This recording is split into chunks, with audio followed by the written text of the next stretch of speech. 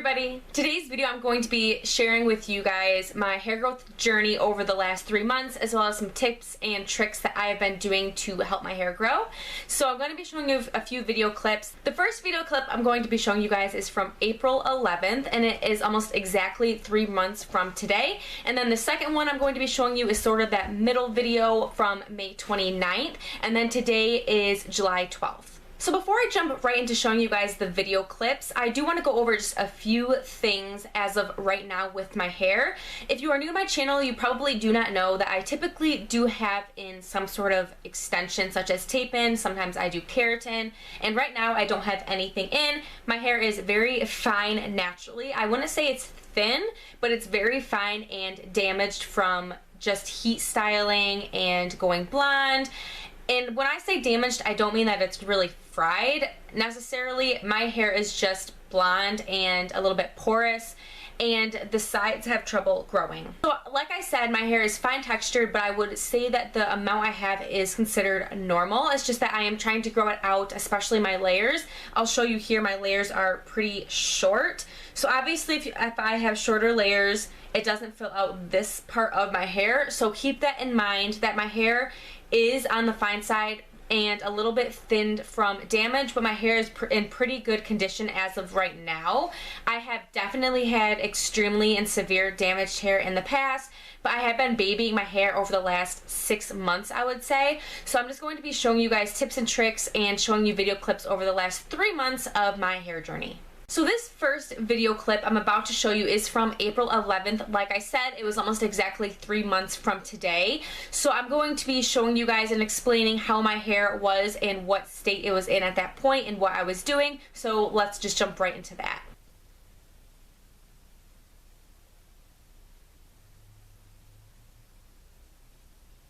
Obviously, my hair has grown since that point, and it has been about 3 months, and I would say that my hair has grown about 1.5 inches, maybe even 2 inches from that point.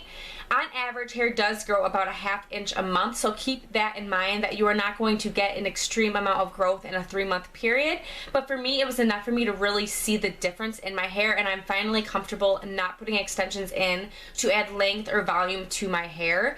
And I think extensions are great for helping to grow hair out, but at this point, I don't feel like they are necessary. They are a lot of maintenance, and I'm actually going to be filming a video for you guys pretty soon on a new type of hair extension that I am trying out. It is not permanent, and it is also not a clip-in, so watch out for that video. As of right now, I am not wearing any type of extension such as keratin or tape-in like I typically do. So at that point in time, like you had seen, my hair was pretty short. I would say it was probably like chin length, like right under the chin area. So I would say it was probably like this. So my hair has probably grown about, let me see, that much since that time. So in the second clip, it is about the halfway point from the first clip you're going to see up until now. It was filmed on May 29th. So I'm going to be showing you guys what my hair looked like then from the back as well as the sides. So I'm going to be showing you guys that video clip right now.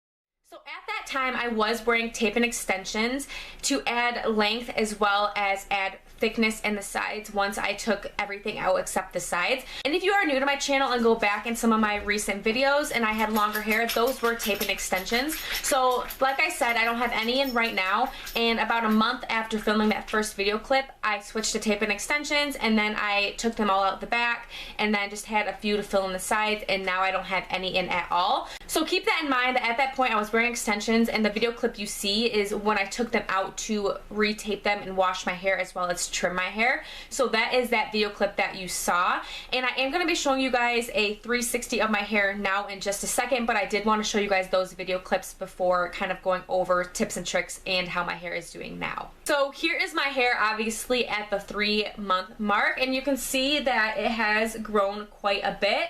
And to me, it just looks thicker and it feels thicker. And I'm not saying my hair looks thick or feels thick. I'm saying thicker as in from that first video clip as well as the second. So you can just see here, my hair has a lot of movement and it is second day hair. My hair is in pretty decent condition. I take pretty good care of my hair. So you can see that my hair is about collarbone level or almost to that point. Just give you guys a 360.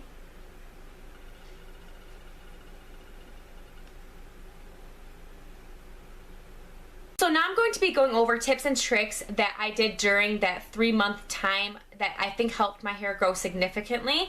Usually I have trouble growing my hair because I will chop it off when I get frustrated and I am addicted to haircuts. But with the wedding coming up in just a little over a year, I do have a lot of motivation now to actually fully grow out my hair and commit to it. And then if you guys have any questions, please feel free to ask me, and I plan to do a part 2 to this video in the next few months. Because I have already mentioned extensions in this video, I do want to go over that briefly. Extensions can be damaging, so you do have to be careful, and I recommend going to a professional that has been doing extensions or is knowledgeable in extensions, because you can get pretty damaged hair if they are done incorrectly or put in incorrectly. So keep that in mind, that I do believe extensions can help in aiding hair to grow, but it can also be detrimental to hair if not done correctly. I have videos on keratin bonding extensions as well as tape-ins, and my opinions have changed over the last year or two on that. Tape-ins are my favorite permanent extension. I am not a fan of keratin. I think keratin extensions do thin out my hair whenever I get them, and I do know how to apply them as well as remove them correctly. So I think that is kind of saying a lot, and I think that in general it just puts a lot of strain on really fine or blonde damaged hair or color treated hair in general. And not everybody is going to have damage from keratin extensions, but for my hair it just did not work for it at all, and I do believe that tape-ins are a better method for somebody with my type of hair, and they just work better for me. I think they're a lot more comfortable than the keratin. The keratin extensions are really tender to the scalp, especially within the first week, and I don't like that as they grow out, they are easy to see, and that is just my opinion. For tape-ins, I like that there are maintenance on them, but not everybody likes to maintain something like that. For me, I was taking out and moving up my tape-ins every 5 weeks, which is a lot for a lot of people. So if you are somebody that is fine with maintaining hair and you want extensions, especially to fill out, say, thin spots that you have, mine mostly I kept in within like this area, like right behind the ear. I kept it in this area of hair. That is mainly what I use tape-ins for. I did get them for length a few times, but for the most part I was using them to fill out these sparse areas of my hair, and I think that that worked great. And I did mention that I was getting trims in between when I showed you guys those video clips, and I was doing just minor trims on my own hair, literally just taking off the very ends, not doing anything too super crazy. I do recommend getting minor trims or dustings, as many stylists and clients call it, in between probably every 6 to 8 weeks. You do not have to get a major trim during that time, because you will not see significant hair growth if you are getting a 1/2 inch trimmed off every 6 to 8 weeks, because your hair only grows about a 1/2 inch every month. So just keep that in mind, that when I'm saying trims, I'm talking about the ittiest bittiest amount of hair getting trimmed every 6 to 8 weeks, and that will help in getting rid of split ends. It will not help your hair grow faster. That is a myth. Hair grows from the scalp, not from the ends. But when you are getting trims to get rid of split ends, it does help in keeping your hair healthier. Another tip I have is to invest in good hair products. I know a lot of people say that they cannot afford salon quality products, and that is completely okay if that is the case. But if you are somebody that is going out to, let's say, CVS or Walmart and buying shampoo and conditioner, and those shampoos and conditioners total end up being around $15 and they're only lasting you a month, I believe that you can go and get salon quality products for about $30 to $40 depending on where you live. That is just what I charge or what we charge in my area, and more than likely those products are going to be lasting you well over a month. I would say at least 2 or 3 months. So yes, you are spending more upfront for good products, but they are lasting you longer, if that makes sense. So in the long run, you are actually not spending more money, you are probably spending less money. So I understand if you can't go out and afford to spend that amount of money, that is fine, but just keep that in mind. If you are able to put a little bit more money toward good hair products, I definitely do recommend that. Another tip I have is to use a good deep conditioner probably once or twice a week, just depending on how often you wash your hair. And I am going to be going over that in just a second. And I also do recommend investing in a good serum or leave-in product as well as a good heat protectant. I personally like the cream heat protectant that I'm using by GK Hair.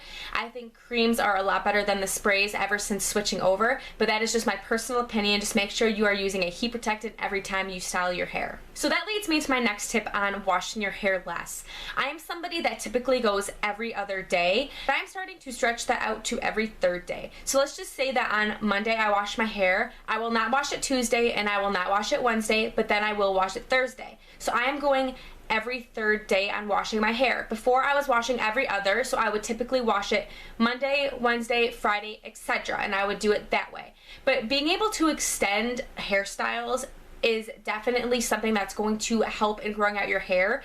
Your hair is at its weakest stage when it is wet or in that damp stage. It can get tangled easier, it is more vulnerable, and when you are heat styling more often, that causes more damage. So keep in mind when going longer in between washes, your hair will more than likely be healthier, which also aids in growing your hair out. And the last tip I have kind of goes hand in hand with that, and that is switching up your hairstyles. I know before when I would grow out my hair, I would wear it the exact same way every single day, and I would get bored with it, and that's why I would want to chop it off or trim it more often, or just be more bored with my hair in general, so then I was not seeing results. So if you style your hair differently every day, or try to, then you are more than likely going to feel less bored with your hair, and that makes it easier to grow it out as well.